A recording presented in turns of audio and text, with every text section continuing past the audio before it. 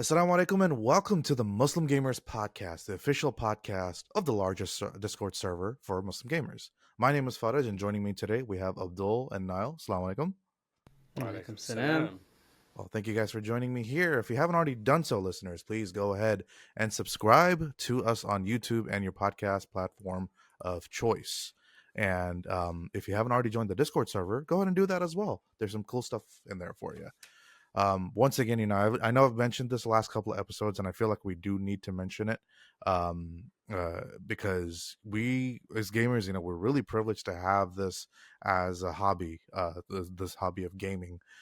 But we can't forget about the people that are suffering everywhere, especially Palestine, especially in Sudan, the Congo, anywhere else where people may be suffering.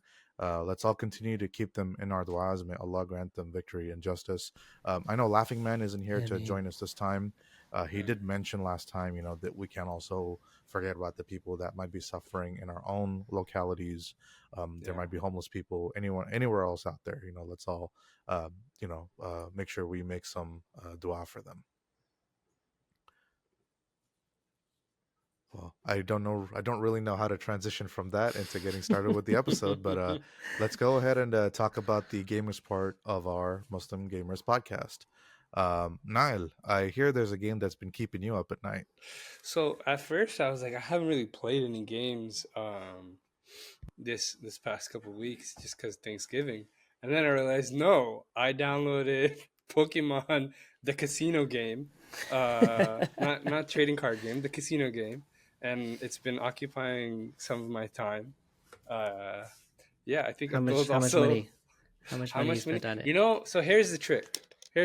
Get yourself Google rewards, because they'll send you surveys, maybe a couple times a week. You get a few cents out of each survey, and then you can spend money in the App Store. So that's what I do. It works for Apple too. They send you a Apple Store gift card and you can use it. So I use that money. I don't use my own money. You still haven't answered how much. You haven't answered how much. I've only spent $10. That's not bad. Yeah. I've only spent $10 because I wanted to get a couple more 10-pack pulls. But yeah, I've reached level 17. I don't know what that means. It doesn't really mean anything. I've gotten a few art packs, art pulls, and I've gotten a gold Charizard, which is pretty dope. Got a cool art pack EV today. So a buddy of mine, the week the game came out, he downloaded it and he was playing it, and I guess it was like the polls were a little bit glitched. Yeah. And he got 2 back-to-back Mewtwo's. Oh my god. Oh wow. I hate playing against Mewtwo because people. Here's the thing: everyone's kind of figured out the metas for this pack already, so everyone's just cheesing it so hard. Yeah, so I've been having a lot of fun with playing against other people and just spending more time than I've realized on it. But yeah, Abdul, how's your experience been? Yeah, it's been all right. I spent $5 on it so far. That's as much as I got. Okay. 110 pull in. My luck has been pretty trash. Not gonna lie. Like, I have a couple full arts, but nothing too amazing. I haven't pulled a Mewtwo yet. I have a Charizard though, so I got that going for me. Nice. I played a little bit with other people, but then, like you said, like people figured out the meta, so it's just not fun playing with other people. Unless you have a way to counter it, it's not fun. Yeah, you just get wrecked, and I'm like, dude, I don't have cards to to play.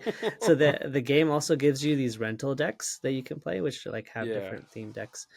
That's been fun. I've been playing with the bots a little bit with the challenges, but yeah, it's just like just go in there twice a day, pop open a pack, and then go on with your life.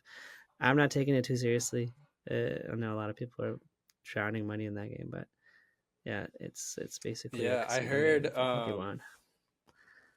the first guy it made like 10 million or something in the first day, some ridiculous number. Wow.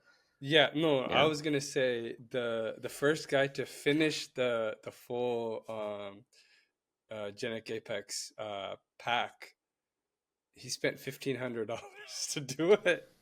That's ridiculous, man. Wow. Yeah. Yeah, people are dropping bad money Yeah. on this. I mean, Pokemon is like, the most valuable IP in the history of IPs. So Probably. Yeah.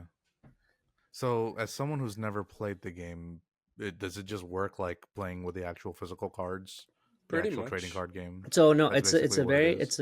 no, Oh, it's a simplified version it's a of simplified the version. actual Yeah. card Okay. game. Yeah. So in a regular card match, it's 60 cards in a deck.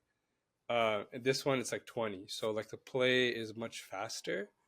You only have to win 3 points in a game, and then I think the regular one is like 6 points or Five something. the 5 points. six. Yeah, no 6 points. Yeah, something like that. And then the way you start is a little different too. So you actually don't want to go first. Going Okay. first is trash. Got it. Mm-hmm. Yeah, Okay. there's really no advantage. Yeah, it's a much more simplified version of like the actual card game. It's okay. Not the. I mean, there's Yeah. no like. It's just It's it was very. just I started It's playing very it simple. during Thanksgiving, and I kept playing through it. So So you'd say Yeah, the if you main ever played appeal like was just Marvel Snap or any of the other like card game-esque games that came out, Marvel Snap has a little bit more strategy. This one, there's not a lot of strategy it's very involved. random. it's all It's basically complete luck. luck.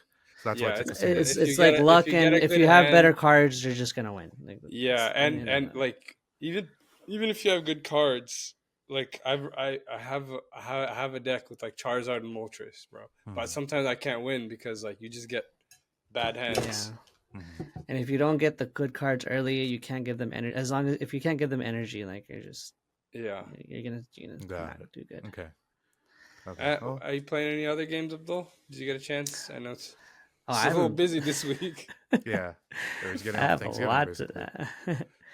I've been playing a lot of Dragon Age. All A right. lot of Dragon Age. I am probably 2/3 of the way done Oh, wow. now. Yeah, I'm near the end. My wife actually finished the game. I'm still a little bit behind. Oh, wow. Nice. I hate Veilguard. You Oh, hate it? Hate's a strong word. what happened? I What hate happened this from game. this recording to the last recording? Yeah. You're Last having so recording, much fun. I mean, You're talking it up. he was lukewarm about it. I wouldn't say he was I talking was it up. He lukewarm definitely had about it. issues. Yeah. Yeah. Yeah. Laughing Man was like, I'm loving it. Yeah. That's I true. That's absolutely fair. hate this Dragon Age game. This is like the worst thing they could have done. Okay. Okay. Don't just leave us there. Tell us why. I'm gonna get into it. There's so many points. How to even start with Oh. this? Oh man, where to begin with Dragon Age? The combat, first and foremost, the combat in the game has stalled for me. It's not engaging. It's very like elementary. Is the best way to put it. At this point in the game, I'm so strong. Like nothing the game can throw at me, even like puts a dent in anything that I do. I've faced dragons. I've faced off of like bosses and like mini bosses. It's also Are you straight up like one-shotting your bosses? No, I'm not one-shotting my bosses, but it's annoying to combat now. Like I want to get rid of the I want to like get out of combat so I can finish the story. Like it's gotten to a point where like I'm no longer interested in playing the game. I'm just in it to finish the story because I just want to finish the story. Speaking of the story, okay, companions. I don't like any of them. There's not an engaging companion that I can say the Dragon Age games have the companions have been such a strong point in the series. Like every single Dragon Age game has had very interesting, very compelling, very complex companions. All of the companions in Veilguard are very one-dimensional. They have one little quirk, one little personality, and that's all they are the entire game. They do not change. They do not evolve. They don't like nothing about them changes in any way, shape, or form. Throughout your entire journey, the game babies you on like, oh, you need to be part of your team, like take care of your team. Oh, be like, it treats you like you're a little child who needs to play therapist to like your companions, and your companions are like so stupid. And the arguments that they have are so superficial. Like it feels like you're coddling children, and like it's like a it's so annoying. It's just like this is not the writing in the game. It's just atrociously bad. Yeah. It's like I'm watching like like a budget like a B-rated like Marvel movie that someone like a kid came up with in their spare time. Like this story is You mean so basically the current one-dimensional. Marvel movies? Honestly, the Cradle Bomb movies maybe even have a little bit more complexity than Oh my god. this game. There is no like, there's nothing below the surface to this game. They Do- just straight to your face like, and you're the main character has like no backbone whatsoever. Like he's just like listening to other people and like, yeah, okay, you guys do like, getting out like, yeah, that's a good idea. Like there's no personality there to click There's no onto. Like personality options. there's you're either like a really good like happy go good character, or you're like starting like, yeah, we should do this like good character. Like there's nothing in between. Like, and it's just Do you so feel one like dimensional. a big reason why is because of like all the cuts that these studios have been doing? I don't know if well, BioWare is no longer the BioWare like Hmm. that used to exist. Like that's for sure 100%. Like there's like a handful of people that even know how to work the engine anymore at BioWare left. So you know that that is definitely seen in like the big direction change, but like they made the game so PC. Oh my God, I don't know how much to. I'm not gonna, without spoiling too much. They like, and you could tell this was like forced in. They forced in like a trans person, a trans companion in the game, and their entire companion quest is like about them like having this life crisis and like being like, yeah, I'm a them and not a a she or a he, and I like think I saw a clip of that. it is. I want to like throw up whenever I beat this, whenever I do any of that person's quest. Like it's so blatantly forced, and it does not fit the the era or the time or the story at all. Like it's just doesn't make any sense aside from the fact that they were like, oh, we need to put an LGBTQ person in here to It's like, just extremely shoehorned. Hmm. is so short, and it's like forced diversity crap. Like it's just, oh my God, I hate that companion so much. It's so dumb. I think so. The clip of that I saw, with the risk of spoiling something, all I see is the cutscene. I don't know how edited this is. So Abdul, you can tell me if this is edited or not. The character just comes and sits down at the table and just says, "I'm non-binary." Literally, that's just how they start the conversation. And they Yep. edited in Peter Griffin from Family Guy going, "Who the f starts the conversation like that? You just sat down." It was so like that particular scene was so cringe. I like literally like I was like, this is, why would you do this? The person is having like they're trying to come out to their mother, Hmm. and literally just sits down, and that's the thing that they say. And the mother's trying to respond, Hmm. and that person doesn't let them talk, gets pissed off, and then leaves. Amazing Like storytelling. amazing, super So amazing. they Like, oh my so God, she's one it struggling so gets much. shoehorned, and two they don't even do it justice. It's oh my God. It's- Man, yeah. yeah, it's pretty bad. It's not it's a bad game. Mm. I am legit like, I've played a lot of video games, and I've played a lot of bad video games. This is like, I legitimately feel like I'm wasting my time playing this game Do you, at do this you point. think taking a break from the game and coming back to it later No, might, I'm or do you think? almost done. I just want to finish the Okay, game. I want to finish the okay. story out, and then just, yeah, So you're scared that just maybe move on with taking a my life. break, you might I will not never want come to back come to back this to it game later. again. If I Okay, stop playing this game, I will not play it again. I'm just telling you Yeah. right now. I was like, You'd since my rather be wife an finished F. it. Yeah, since my wife finished it, I was like legit. I told my wife, I'm like, can you just tell me the story so I don't have to play this game? And she was like, no, finish your game. Oh She's wow. like, Hey, no, good on her. only At least she's not because spoiling it for you. she's not, but only because she's like, no, you have to go through the pain that I did. Like, Oh. You know what? I think that's fair too. I think that's fair. That's fair. Oh man. So I'm hoping, Abdul, that you've at least been maybe playing something else as a palate cleanser. aside from that, I've been playing Vampire Survivors. They just came out with a new DLC, Ode to Castlevania.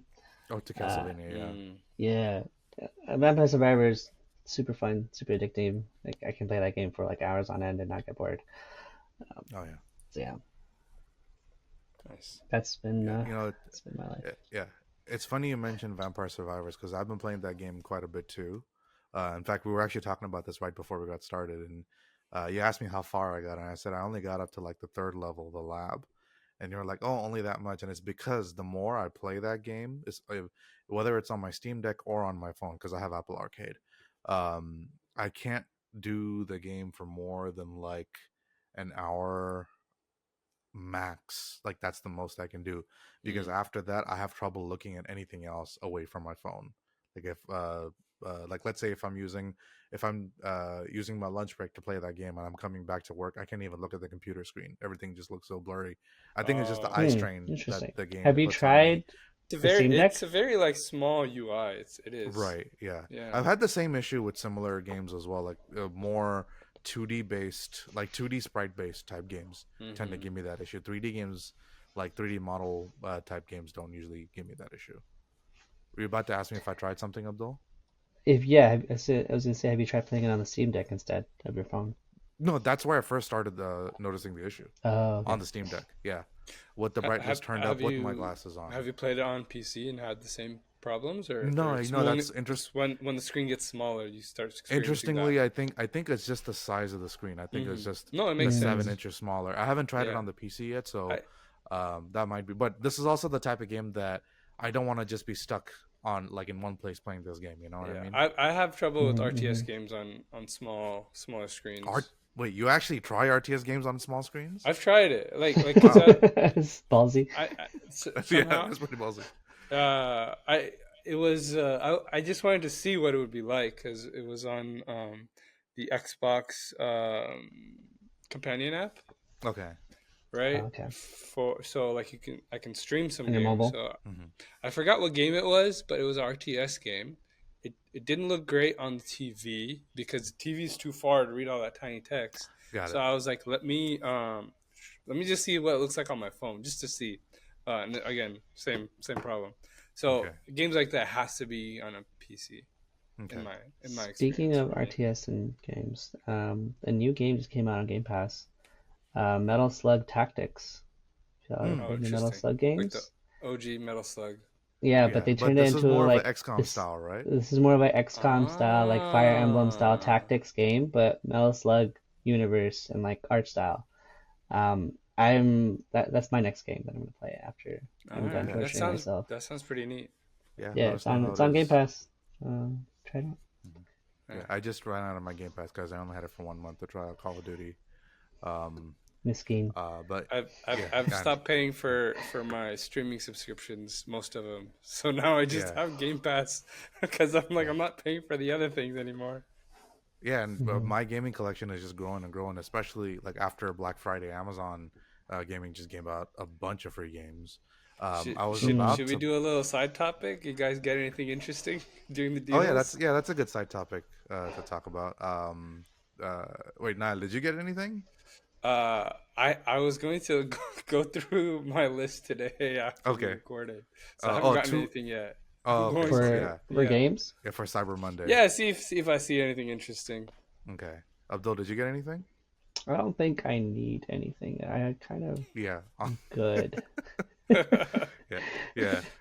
Yeah. When you weren't here, we talked about your pile of shame quite extensively. So, It came up It's a couple way too times. large. It did come up a couple times. yeah.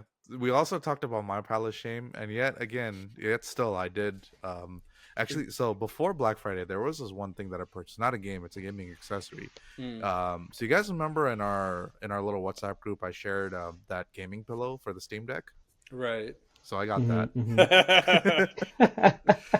Yeah, it's not as it's not as game changing as I thought it would be, but I think I just need to get used to like the way I hold it or whatever. But I am definitely Mhm. noticing a difference in, less fatigue in in my arms at least when I'm playing Mm. with it. Mm. But it also came with a bunch of other accessories. One of which, or I got a bunch of accessories. It didn't come with it. I got one of which is the same type of attachment. I can attach it to basically to replace the battery cover on my Xbox controller to be able to use those attachments. So I can attach it to my Oh, to the gaming pillow on my Like, oh, to attach the yeah, pillow. Okay, never exactly, mind. yeah. Or attach the pillow or the other accessories. um I didn't attach the pillow to it yet. I saw a video of a guy attaching a pillow to it and found that it doesn't really help that much Mm. because the controller is already light enough as it is. You don't need an Yeah, extra your cushion controller's for it. not really going to give you much fatigue. Exactly, yeah.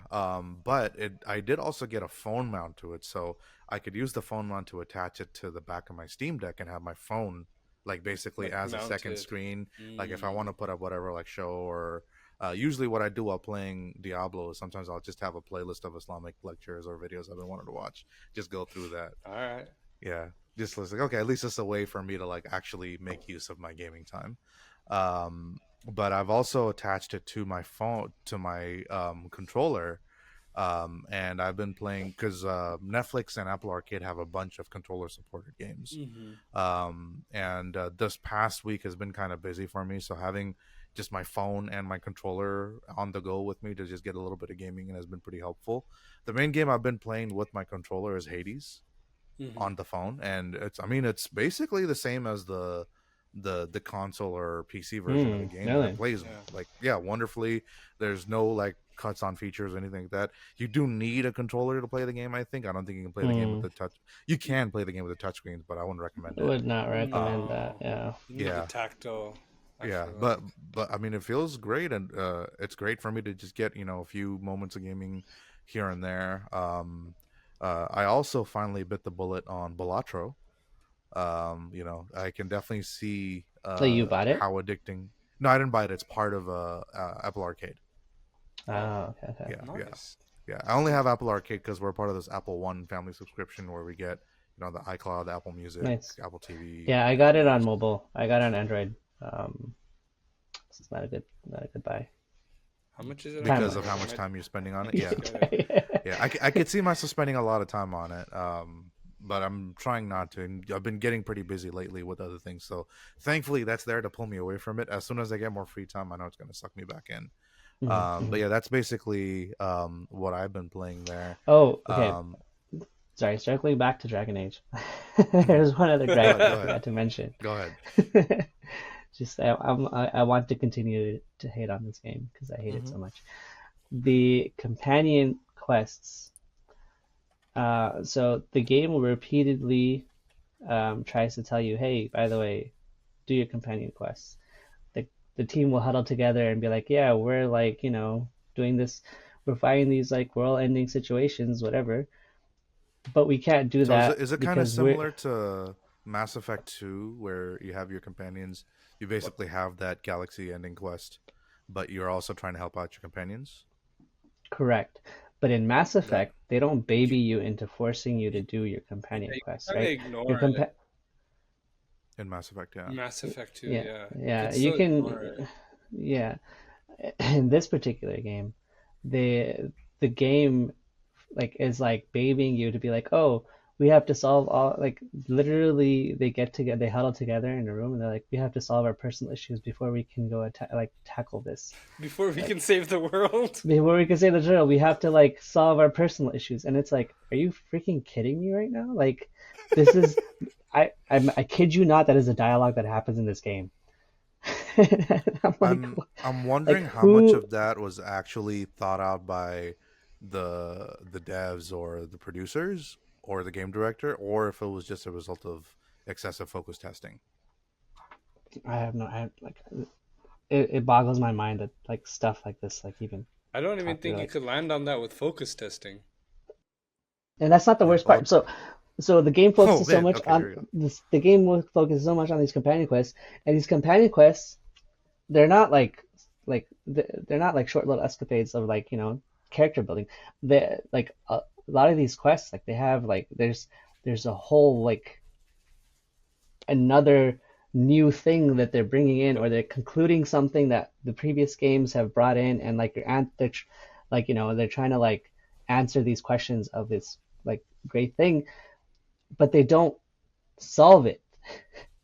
Like they don't end it, and it just leaves you with so many questions of like, wait, what just happened? Like, what does this mean? Like, what are the results of this? And it just doesn't connect with the main story at all. Uh, Like it's just there, and I'm like, what is there's okay, without spoiling too much, there's one companion quest that you go on for a companion that I will not name, but you basically find out that there's a new god that has awakened, and this person's companion quest basically revolves around that god, and you end up stopping this god, but like the revelation of that god existing in us, in and of itself, is like huge, but that impact is never felt. That Hmm. story is never fleshed out. Like there's so many questions that you have for this person and like this like story, but none of it gets asked, none of it gets answered, and it just ends. And I'm like, that was a colossal waste of time. Why introduce so many of this stuff not to do anything with it and just leave it there as like, like just A fluff? big tease. I don't Yes, even it's know if a, that counts as a tease. It's just Just more of like fluff. unmet potential, I guess, yeah, from the way you're describing it. yeah, like it's so frustrating So I gotta ask, playing this since we game. don't have Laughing Man to back up the game, not that I'm saying he's a fanboy of the game or whatever, I'm but sure he he's a had some fanboy of the interesting game. points. I do want to hear your perspective on if there are any redeeming qualities that you found about the game, because Of it Dragon can't just Age? be all completely bad. Yeah, for Dragon Age Veilguard. Hmm. I honestly, Is it I pretty it's graphically? pretty so graphically it's a beautiful game, Okay. but 99% of the time your focus will be on the ground. You're not looking at the scenery because the game mechanics are designed in a way where you are constantly looking at the ground. You're constantly looking to see like, oh, what's that shiny little object that I can pick up? Hmm. You're not looking at the scenery, and the game doesn't encourage you to stop and look. Okay. It's like, and so the set pieces that are there are, while they are beautiful, they're wasted in my opinion, because you're Hmm. not, the game isn't designed to take that into account. I honestly cannot think of a reason why somebody should play Dragon Age when there are so many other great games out there that you can play. Like, am like, I paused Ghost of Tsushima for this game, and like, I'm like, dude, I would Yeah, much even I rather know that's a play. bad call. Yeah. I would like that's 100 times better game. Oh yeah. Like, not It's even also so close. good. Like it's just there's so many other great games that you could be spending your time with. I don't think you should be wasting your time with this game, especially with like like forced and LGBTQ person. Like that's just like why? It's just I am curious once we drop this episode of what the reception is going to be from the actual Discord to see what the people there are going to comment with. I haven't seen, or at least I haven't joined the conversation when people were talking about the game in the Discord. there hasn't been too much buzz on it on MG that I've noticed. I think it kind of flew under the radar for most people. Hmm. Um, at least that I remember. Yeah. Okay. Okay. But yeah, there's too many other good games for you to play. Unless you really like Yeah. you have nothing else, so you have no life, you've played every Or you're single game like a out there. Dragon Age mega fan. Even if you're Right. see, the thing is, if you're a Dragon Age mega fan, this is the worst game to play. Hmm. This is like Kingdom Hearts 3 all over again. Like you waited, dude, you wait like over a decade for Kingdom Hearts 3 and you just get that trash. Oh Like my how god. heartbreak like dude, you don't understand how big of a Kingdom Hearts fan I was growing up. Like it was one of my favorite games of all time. Kingdom Hearts 3 completely demolished whatever love I had for that series. Like, it's just, So yeah. I know you had some similar thoughts about. I don't know if I should even say similar, but I know there were certain things about another game that you played that I've actually played quite a bit too. That you kind of stopped on just because you found certain things annoying with it. Horizon Forbidden West. Would you Hmm. say Hmm.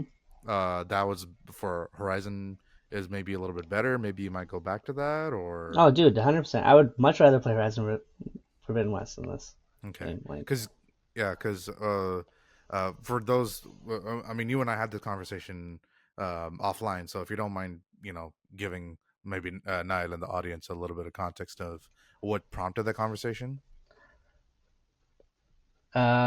yeah. So I paused on that game because the I don't know how much of it can I spoil at this point. It's Can I been out just for go? a while. I think it's fine. Yeah, it's almost 2 years at this point. Okay. Like, there's a point Okay, where, so in Horizon Forbidden Dawn, I really loved Forbidden like West, Forbidden. No, so the first one, what was it Zero called? Dawn, Zero Dawn. I love Zero Zero Dawn. Dawn. Zero Yeah, Dawn. yeah. It was an amazing game. Forbidden West, I didn't like the story's direction, which was that Mm. the new enemy, the new evil that was coming in was like an extraterrestrial human race that was coming in, and they had the ones that had like left Earth like thousands of years ago. I just felt like that was like a cheap cop out for like building the world. Not that that's just a personal choice on my end, and some people will be like that's Mm-hmm. Okay, dumb, like it's fine. I just felt like there's so much more you could have done with the world that you created instead of creating now an external threat.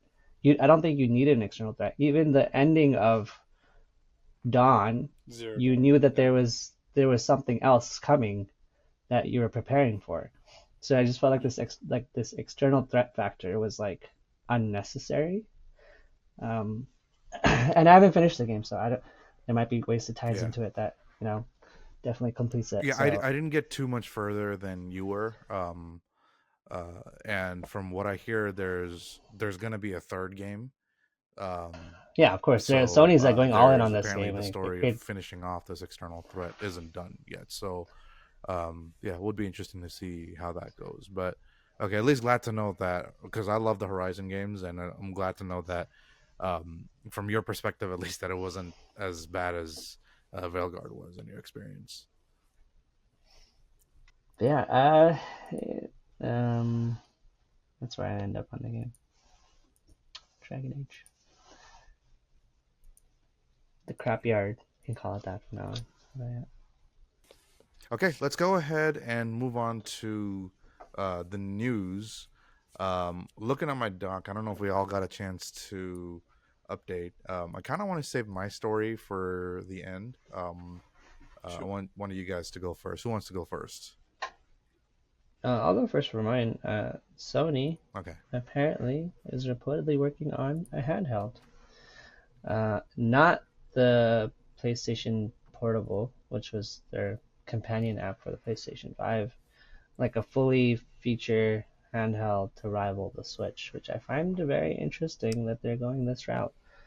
Um, and on a similar, I think Xbox is also kind of teasing something in that direction as Mm-hmm. well, that they Mm-hmm. want to go in. Not that I don't know if they finalize anything, but I think Phil Spencer had a um, interview He had recently an where interview where he said, "Oh, I love my Steam Deck. I love my Lenovo Legion. yeah. I love my Asus ROG Ally."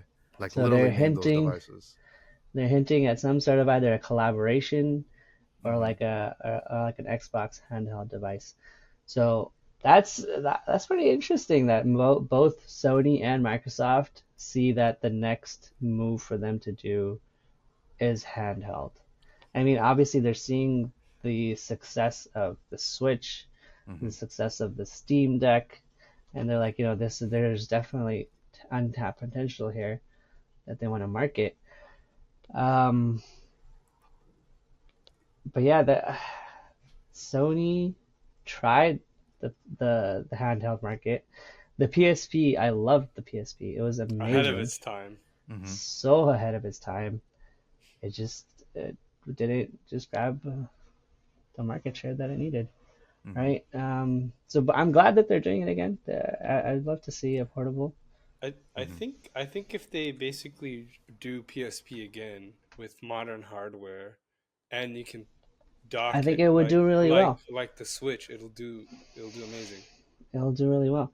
And with Sony's, well, the I thing think the is, biggest factor was that like it was a separate device from the PlayStation, right?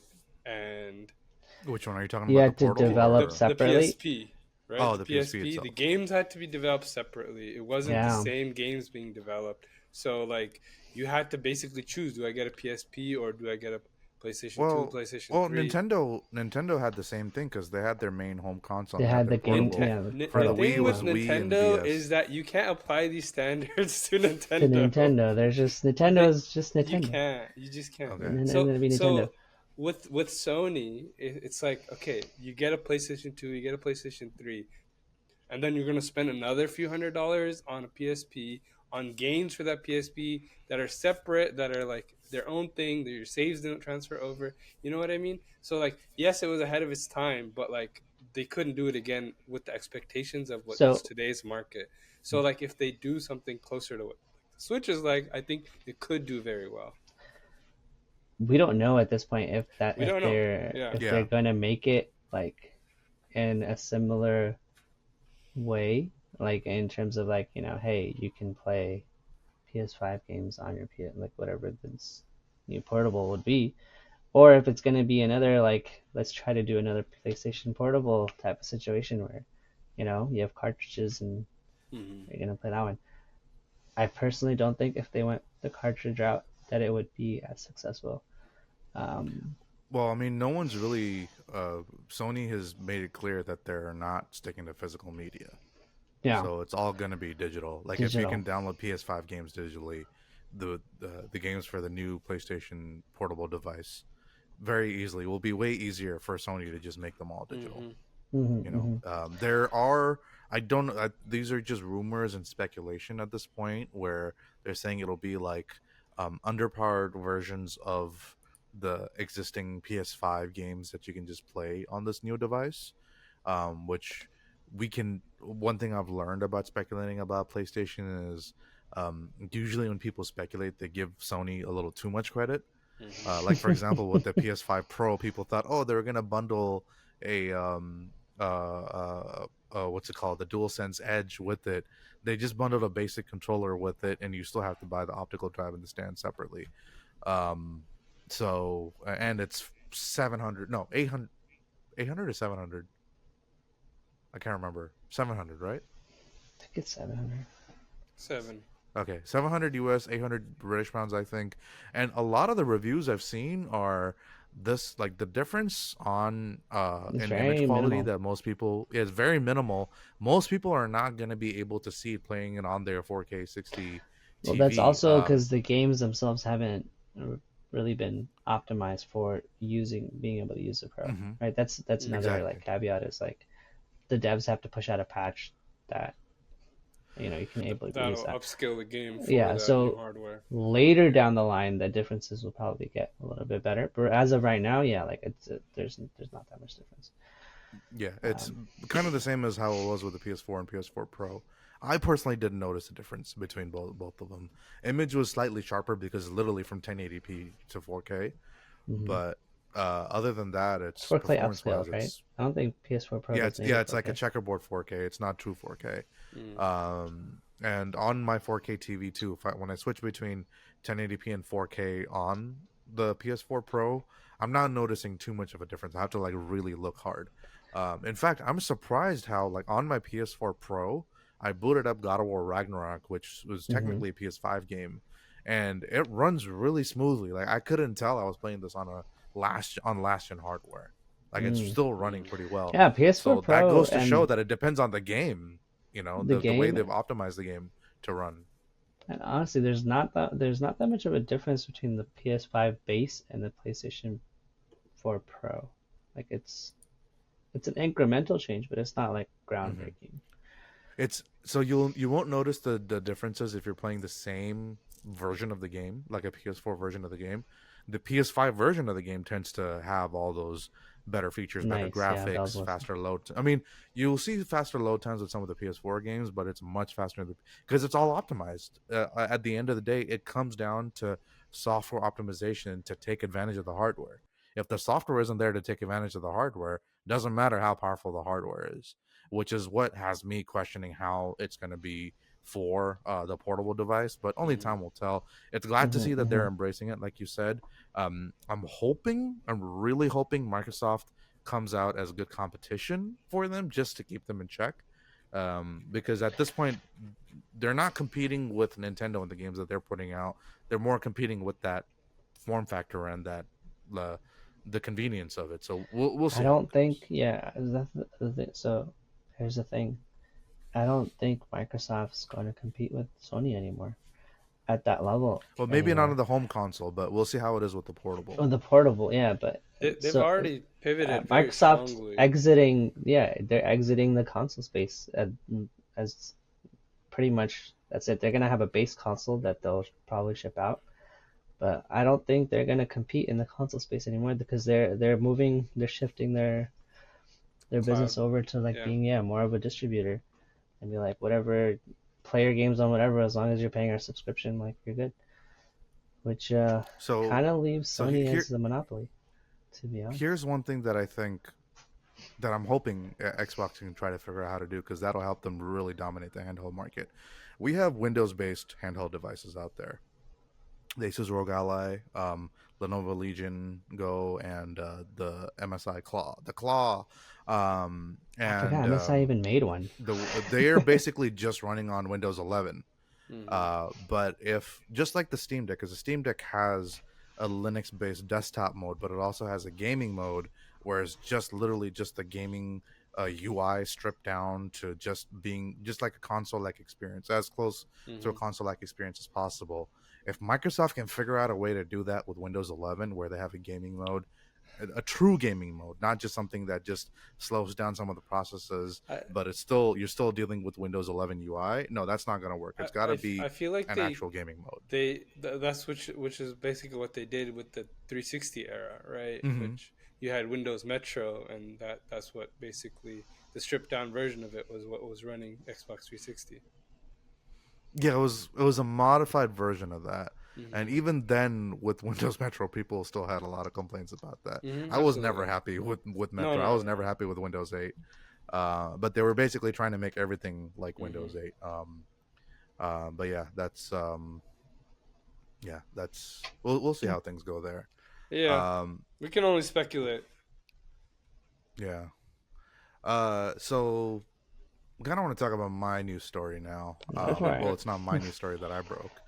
Um, it. Geez, how do we even transition into this? I just happened to be browsing through Reddit and I come across, um, it was on the r/video game subreddit. Someone just posted this article. And I'm just finding out about this website right now, 404media.co. Pretty cool. They seem pretty cool so far. It's an independently run, like journalist run website, so they don't seem to have a lot of like influence on what kind of stories they should cover. And um, they're just covering stuff that they want to cover. Uh, my story is not about this website itself; it's about one of the articles they posted on there. And let me just read out the headline: Steam removes October 7th game at request of UK counterterrorism unit. And of course, with the headline like that, I'm like, okay, I gotta read this article, see what it's about. And apparently, it's about Valve removing a game from Steam in the UK that puts players. I'm at this point reading and paraphrasing the article, that puts players in the shoes of a Palestinian fighter raiding Israeli Defense Force positions in October 7th, 2023. At the request of, and this was at the request of the UK's counterterrorism internet referral unit, which is tasked with removing extremist content from the internet. And this had me going, what is this game? And the very next paragraph has them linking to the Steam page of this game. And because we live in the wonderful US of A that has great I'm freedom of surprised speech it's still available laws, here. uh, yeah, I mean, yeah, I can click on it and purchase it. Um, Spoiler alert: one of the reviews does say that that they're like, "Oh, purchasing this game might put me on a watch list, but it looks like it's worth it."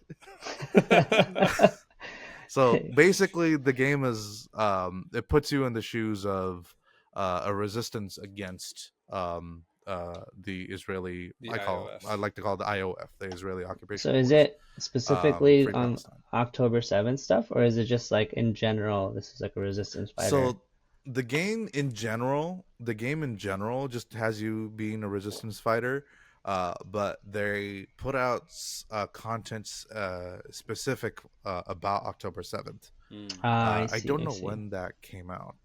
Yeah, So it's because of um, that patch that they got delisted from the UK, basically, yeah, not before It, yeah, then. yeah. yeah, yeah. I wouldn't even call it delisted. It's just straight up banned from purchase in the UK. Um, Let me see when they put out that. Uh, yeah, I don't know. This game is also it's got a mature rating. It earns its mature rating with it absolutely earns that rating. There's It's the violent videos gunplay. show you, Yeah. with absolute gore, just where Mm-hmm. the player character is able to take down these enemy soldiers, um, just have their heads explode, and yeah, I'm not good at painting pictures with words, but I don't want to paint this picture with my words. If you want to go check it out, go ahead. Um, Do so but at it, your what own risk. yeah, try it at your own risk.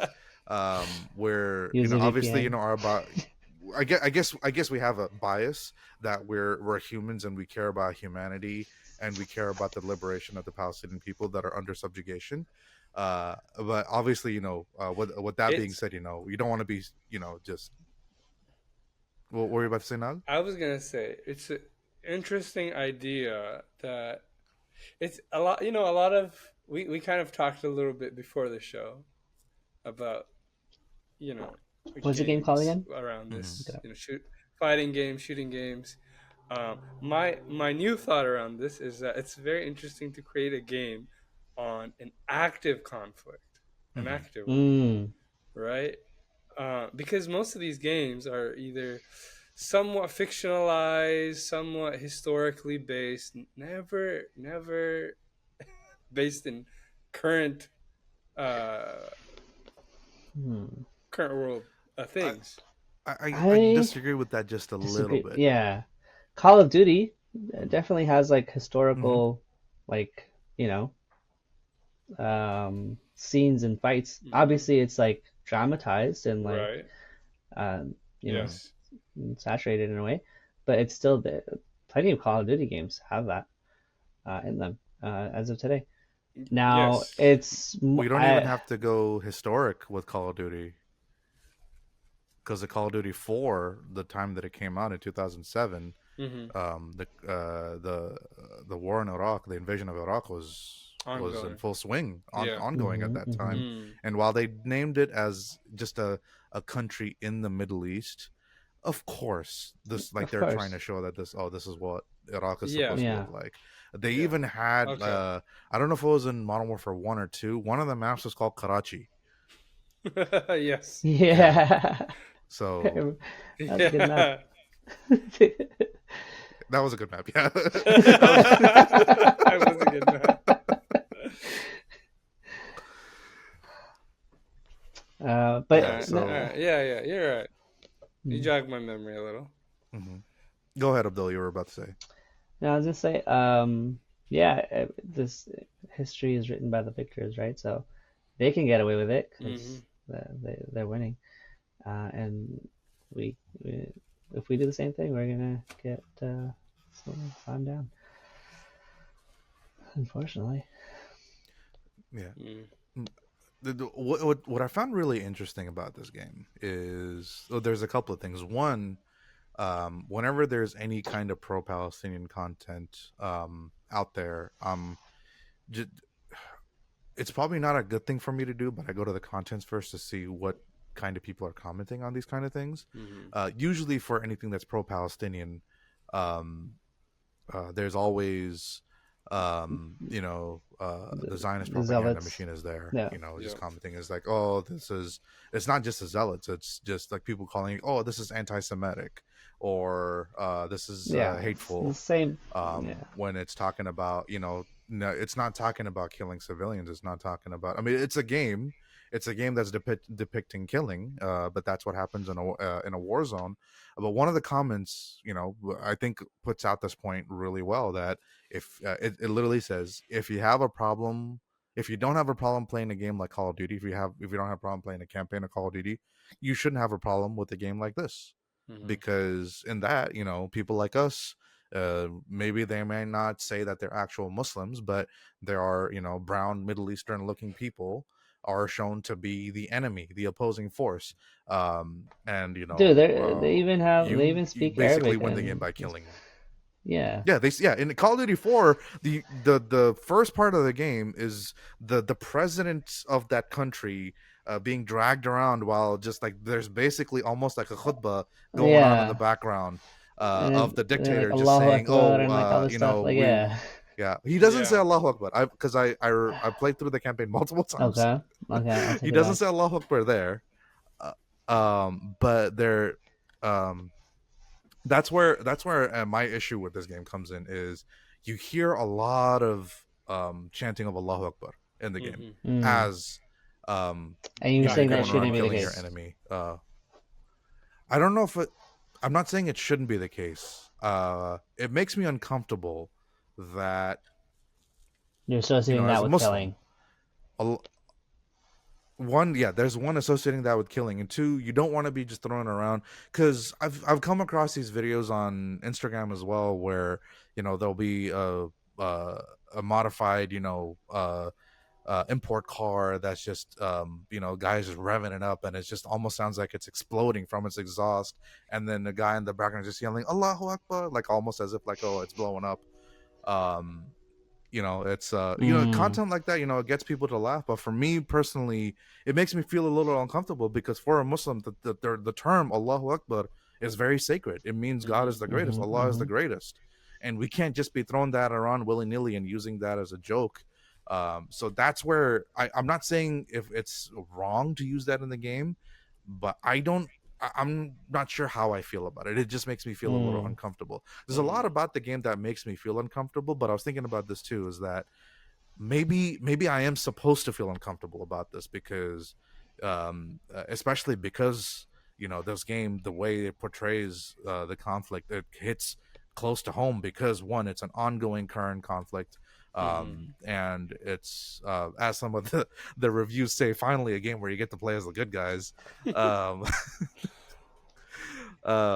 yeah, it's just maybe this is supposed to make me feel uncomfortable, because we're all here in the safety of our own homes, not having to worry about a drone circling over us, and worrying if we're gonna make it to the next day, worrying about sleeping in the same room as the rest of our family, just to make sure that if something does happen to us, if we get literally bombed, that we're not separated from each other, that if they find us dead together, that they find us together in the same place.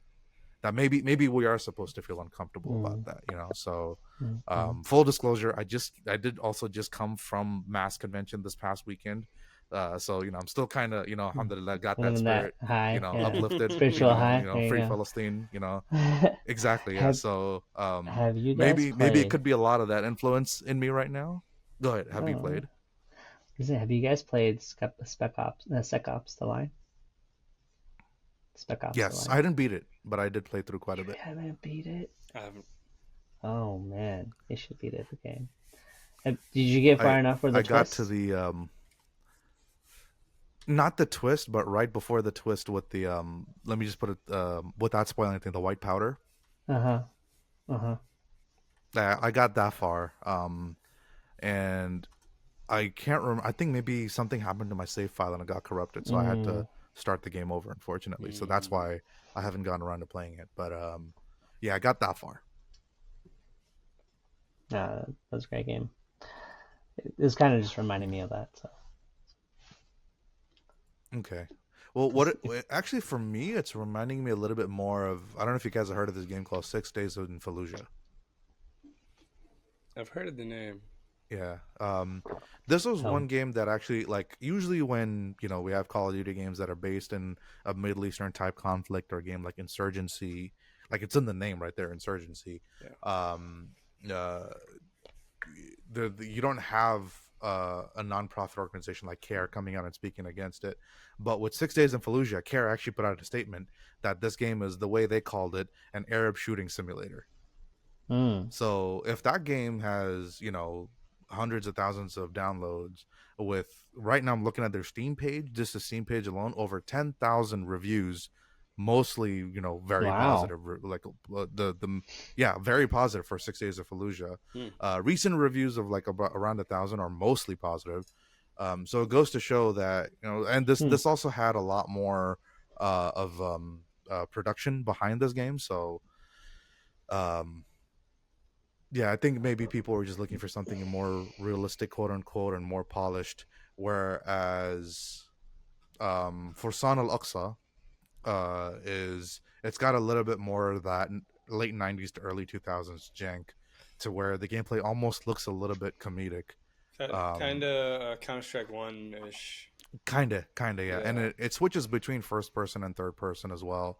Um, Mm. and it was also developed by, I want to say it's a Brazilian based developer. His name is, I just had that tab here. Where did I lose it? Nidal Nijm. Um, if I had to guess, I would say maybe it was a Palestinian developer that moved to Brazil, or had to, like, seek Grew up in asylum in Brazil. Brazil, Yeah. or maybe even grew up in Brazil, because uh, there's a lot of Palestinians that are actually originating in different parts of South America and the Yeah. Caribbean as well. Um, yeah, it's I don't know too much about the guy's story, and I'm maybe even possibly, if this topic, or if this segment generates enough of an interest and has people asking about this, well, we could possibly pull him in to do a review, or to do an interview. I don't know, we'll see. But yeah, he didn't put too many, or he put as much resources as he could in it, but it's not the most polished game, and I think that's by design, because it was just one guy behind the development of this game. So yeah. Mm-hmm. All right. Yeah. So yeah, it will be interesting to hear what people say about this game. I have a feeling that our comment section is going to get That's pretty gonna be busy with this. I spicy don't know. We'll see. today. I'm ready. I'm going to be looking forward to editing this. All right. All right. With that being said, I think we're almost, if not already, at our 1 hour mark. Yeah, that was a good episode, guys. Yeah. Alhamdulillah. Alhamdulillah. Yeah. If you made it this far as a viewer and a listener, thank you so much for sticking with us. I hope we were able to keep you entertained, keep you interested with all of our different topics, particularly that last one. I think that probably generated a lot of interest and a lot of Curiosity, yeah, a I'd lot of say. curiosity. Yeah, definitely, definitely. Um, as I mentioned earlier, please make sure to subscribe to us on YouTube, and subscribe to us on your podcast platform of choice if you're just listening to audio version. And also, don't forget to check out the Discord. There's a lot of cool stuff there, a lot of cool topics that centered around gaming and around Islam. I think anybody can probably get something out of just joining the Discord, inshallah. Mm-hmm. With that being said, Abdul, Nael, do you guys have anything else you guys wanted to add before No, I think I'm good. I No, say bye? I think I we're guess I can set. just say bye then. Thank you so much for sticking around. Catch you guys on the next one. Assalamu alaikum. Salam. Fine. Alaikum salam.